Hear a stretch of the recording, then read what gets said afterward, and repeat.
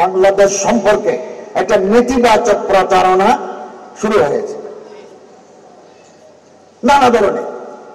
আমি বিদেশি চ্যানেলকে সাক্ষাৎকার দিয়েছি, তারা বলছেন এই দেশে অন্যান্য ধর্মের যারা অনুসারী আছে তারা ধর্মকর্ম পালন করতে পারে না, তাদের বাড়িঘর লুট হয়ে যাচ্ছে, তাদের নিরাপত্তা নাই, এ জাতীয় একটা প্রচারণা চালাচ্ছে। এই ধরনের মিথ্যা প্রতারণা, এই সমস্ত প্রচারণা প্রপাগান্ডা সম্পূর্ণ অসত্য এবং তথ্য বিবর্জিত তথ্য। এই দেশের হিন্দু, বৌদ্ধ, খ্রিস্টান, পাহাড়ি, নৃতাত্ত্বিক গোষ্ঠী তারা তাদের নিজেদের ধর্ম পালন করার, চর্চা করার, শিক্ষা করার সম্পূর্ণ সাংবিধানিক অধিকার সংরক্ষণ করেন এবং করে আসছেন। তারা সরকারের পক্ষ থেকে যতটুকু সহযোগিতা করা প্রয়োজন সরকার সেটা করে যাচ্ছে। বিচ্ছিন্ন কিছু ঘটনা ঘটে শ্বাস না দেয়, এবং আমরা বলেছি কেউ যদি কোন উপাসনালয়, কোন গায়রে মুসলিমের ঘর ভেঙে দেয় তাহলে আমরা তাদেরকে ধরে আইনের আওতায় এনে এক্সিস্টিং ল, বিদ্যমান আইনের অধীনে তাদের বিচার করব। সংখ্যালঘু সারা দুনিয়ায় আছে, মিয়ানমারে সংখ্যালঘু আছে, ভারতে সংখ্যালঘু আছে। সংখ্যালঘু কোন দেশে নাই? পৃথিবীর সব দেশে আকলিয়ত আকসারিয়ত। আমরা এখন আকসারিয়ত মুসলমানরা, আকলিয়ত অন্যান্য ধর্মের লোকেরা। ব্রিটেনে আমরা আকলিয়ত, আকসারিয়ত খ্রিস্টানিটি। সারা দুনিয়া আকলিয়ত আছে। সারা দুনিয়ার তুলনায় বাংলাদেশের যারা সংখ্যালঘু তারা আগের তুলনায় অধিকতর নিরাপদ এবং স্বস্তিতে বসবাস করছেন।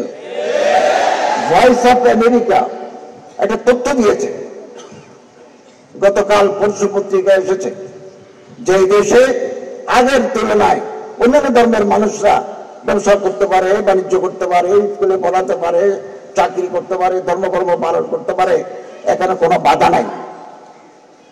এক শ্রেণীর লোক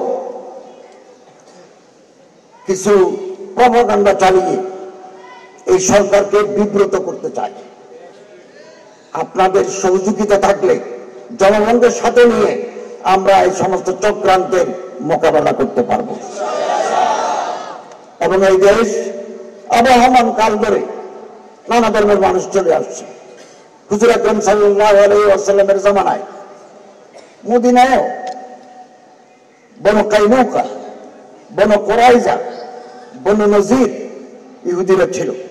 হযরত তাদের সাথে সুন্দর ব্যবহার করেছেন। আল ওয়াসাইক সিয়াসিয়া নামে একটা চুক্তিও করেছিলেন মদিনা সনদের নামে। ওখানে ওনাদের অধিকার আছে, অধিকারগুলো বর্ণনা আছে, এ রাষ্ট্র সবার, এভাবে কথাগুলো আছে। ডক্টর হামিদুল্লাহ নবরাল্লাহ আমার কথাটি কিতাব লিখেছেন, দুনিয়া কি পহলি তাহরির দস্তুর, the first written constitution of the world, এত বড় কিতাব। উনি ওখানে ব্যাখ্যা করেছেন, প্রতিটি চুক্তির ব্যাখ্যা করেছেন। কিন্তু ইহুদিরা হুজুর আকরাম সাল্লাল্লাহু আলাইহি ওয়াসাল্লামের সাথে সম্পাদিত চুক্তি তারা বরখেলাপ করেছে। হযরত তাদেরকে বের করে দিয়েছেন, মদিনা থেকে বের করে দিয়েছেন। বুখারী শরীফের হাদিস, লাইন ইশতু লা উখরিজান্না ইহুদা মিন জাজিরাতিল আরব। আমি যদি বেঁচে থাকি তাহলে একবার লামে তাকি, তারপর নুনে তাকি, লা উখরিজান্না, हम जरूर भी जरूर इखराज कर देंगे जजीरতুল আরব से। হযরতের উপর ভালো ব্যবহার করার পরেও এই ইহুদিরা হযরতের সাথে ভালো ব্যবহার করে নাই। হযরত ওমর রাদিয়াল্লাহু তাআলা আল্লাহর রাসূলের এই আরজ পূরণ করেছেন। তো ইকুয়ালিটি টু অল কমিউনিটিস, এটি ইসলামের শিক্ষা। এবং গায়রে মুসলিমদের সাথে ভালো ব্যবহার এখন নবী করিম ইসলামের সিরাতের মাধ্যমে আমরা প্রমাণ পাচ্ছি। এবং সব ধরনের সহযোগিতা যাতে তারা ব্যবসা বাণিজ্য করতে পারে, নির্বিঘ্নে করতে পারে, হুকুক যাতে বরাবর থাকে, আমরা করে যাচ্ছি। তারপরেও বাইরে থেকে বলা হচ্ছে নেতিবাচক প্রতারণা।